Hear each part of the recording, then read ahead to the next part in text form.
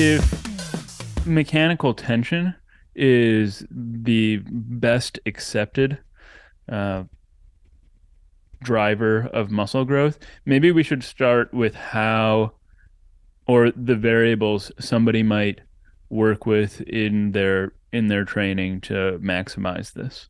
So volume, load, etc. Yeah. So the first thing that needs to be stated, most people think about mechanical tension as purely lifting really heavy weights.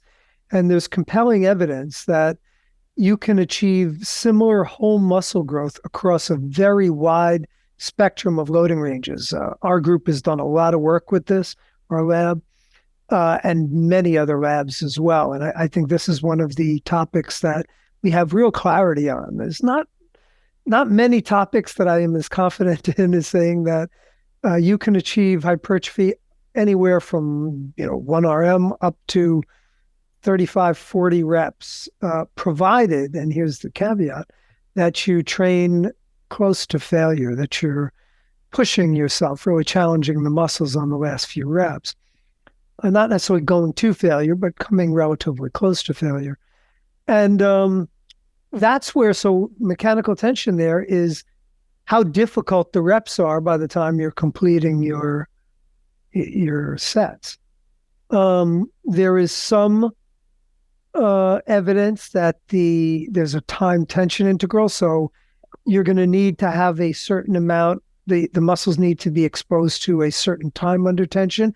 That does not necessarily have to be, though, in the same set, in a given set. Like there was an old theory that you needed to train, that sets needed to be like 40 to 60 seconds for the hypertrophy tension. That is really no evidence of that. The evidence seems to suggest that it's more a function of the time under load across a session or across a week, whatever your time bank is going to be for that. And that's consistent with my dissertation research. Actually looked at a powerlifting routine versus a bodybuilding routine, where the time under tension for the sessions were roughly equated, and they had roughly similar muscle growth, very, very similar muscle growth, even though the time under tension for the powerlifting, so we did powerlifting versus bodybuilding, powerlifting was much shorter. They were under tension during a set for about 8, 9, 10 seconds, whereas the bodybuilding group were under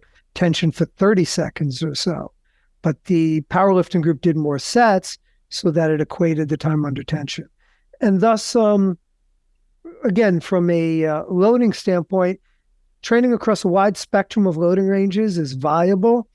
It's not practical to train very heavy loads with the volume that's going to be needed to make up that time under tension because of the grinding that takes place. So in my dissertation research, the group that did the powerlifting training, the equated powerlifting training, were showing real signs of overtraining. They were sore, they were tired, fatigued. By the end of it was an 8-week program, so it wasn't even an overly long program.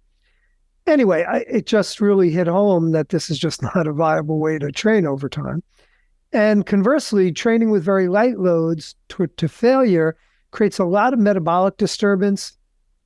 We carried out a study looking at 10 reps per set versus 30 reps per set. Very similar muscle growth over time, but the group that did the 30 reps per set, roughly half of them puked during the first few sessions. Oh, wow. Yeah, it was not pleasant. And even they regulated after a week or so. That didn't occur, but they just weren't happy casts. There's a lot of discomfort with that type of training. So I think the bottom line from that is that training in more moderate repetition range, which had been called the hypertrophy zone, is probably the most efficient way to train. It will reduce discomfort. It will reduce injury potential to some extent. But I do think there is benefits to adding in certain various ways, some heavier load training, maybe 20% heavier load training and perhaps 20, 25% lighter load training. There's some evidence that there may be a fiber type specific response where heavier load training may target your type 2 muscle fibers and lighter load training may target your type 1 fibers.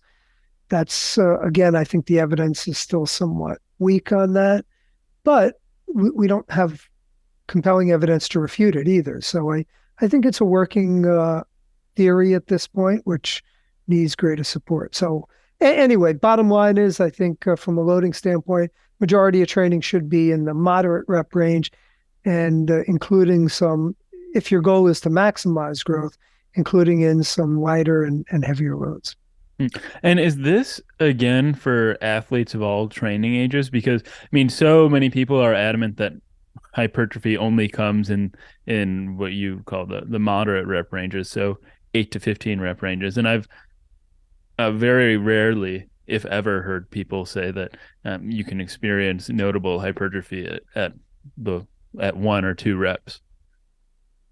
Well, that was my view too before I immersed myself in the research. I mean, as an Hmm. up and coming student, when I read textbooks that were talking about this, that's what it said. And by the way, in fairness too, up until maybe 15 years ago, well, actually, when I came in, I started doing a lot of this research. There just wasn't a lot of research. I will say that I am happy to say that I think a lot of the research that I've done has spurred a lot more research in these areas on the variables, and we now have a lot more to go upon than when I was just starting out as a researcher in the field. But we still have a ways to go to really have better understandings, particularly on some of the other topics, and even on like I said, the fiber type specific response. I think there's still more to be learned from that. And sorry if I missed this, but hypothetically, if we had 2 people and we one of them is training with singles, the other one is training with 15 sets of 15, would we, if to expect uh, similar hypertrophy from them by the end of like an 8 to 10 week period, would we want them to be getting like the same or relatively similar tonnage? So, yeah. So singles would be difficult. I mean, conceivably, from a proof of principle standpoint, this has never been studied as a single, but it would just be really difficult. The grinding, the number of sets that you'd have to do to equate the volume load, Right. you'd be trashed. I mean, it just Right. wouldn't be. It might be Because of the in neurological load. yeah, the neurological and just the stress on the joints that's Hmm. involved. You'd be trashed. So both the study that I carried out, we did 2 to 4 reps. So they averaged 3 reps. So it was, a little more. But that's still, it cuts by a third, let's say. They average 3 reps per set. Cuts by 2/3, I'm sorry, the amount of additional sets you'd have to do with singles, or almost. So even that was difficult. So while feasible, conceptually you can do that, I'd say you're really looking more to like 3 to 5 reps as to where the heavier loads would be feasible at least. But even that would be, you just can't do that all the time with the volume that would be required to make up the volume load. But yeah, look, you're stressing the muscle, you're creating this mechanotransduction, and if you were able to get a sufficient time tension integral through more sets, conceivably you'd be able to equate hypertrophy. And again, and vice versa, with the lighter loads, the metabolic disturbance that you're creating is, most people just would not like doing that over long periods of time. It's the people that were in that group were generally not very happy after 8 weeks.